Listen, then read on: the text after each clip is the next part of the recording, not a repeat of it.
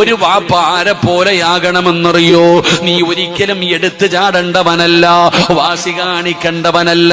നീ ഒരു പെൺകുട്ടിയുടെ വാപ്പയാണ്. നീ ഒരുപാട് ചിന്തിക്കണം വാപ്പ. നീ എടുത്തു ചാടാൻ പാടില്ല വാപ്പ.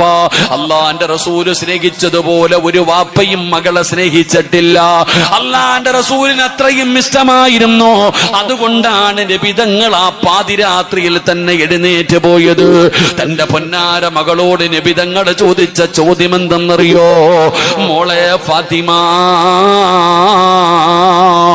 ഭർത്താവിനും മക്കൾക്കും ഭക്ഷണം വെച്ച് കൊടുത്താ അല്ലാഹു തരുന്ന പ്രതിഫലം എന്താണെന്ന് നിനക്കറിയുമോ ഫാത്തിമ?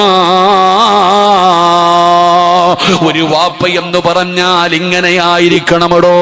ഒരു വാപ്പ എന്ന് പറഞ്ഞാ, ഒരു ഉമ്മ എന്ന് പറഞ്ഞാൽ ആരായിരിക്കണം? പടച്ചവനെ, നിന്നെ പോലെ സൗകര്യമുണ്ടാകണമെന്നില്ല.